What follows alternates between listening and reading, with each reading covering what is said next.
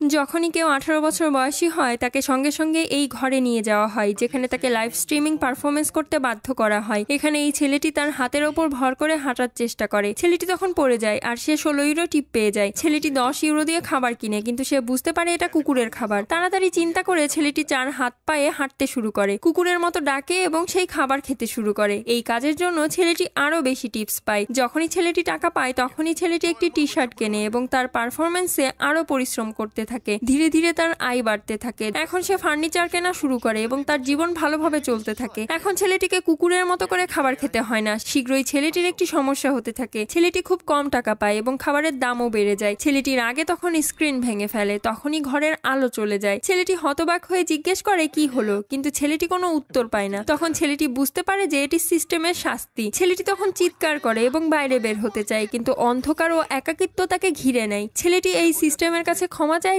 Light আবার ফিরে আসে এবং স্ক্রিন চালু হয়ে যায়। এবার স্ক্রিনে একটি নতুন অপশন দেখা যায়। একজন বৃদ্ধ লোক বলে যে রুম নম্বর খুঁজে অন্যদের লাইভ স্ট্রিমিং দেখতে পারো এবং তাদেরকে টিপস দিতে পারো। আসলে তারও টিপস এভাবেই আসছিল। ছেলেটি তখন একজন মেয়ের স্ট্রিমিং দেখে খুশি হয়ে যায়। বৃদ্ধ লোক বলে যদি তার সঙ্গে কথা বলতে চাও তাহলে তোমাকে আরো বেশি টাকা কামাতে হবে। পরের পার্টটি দেখার জন্য প্লিজ সাবস্ক্রাইব।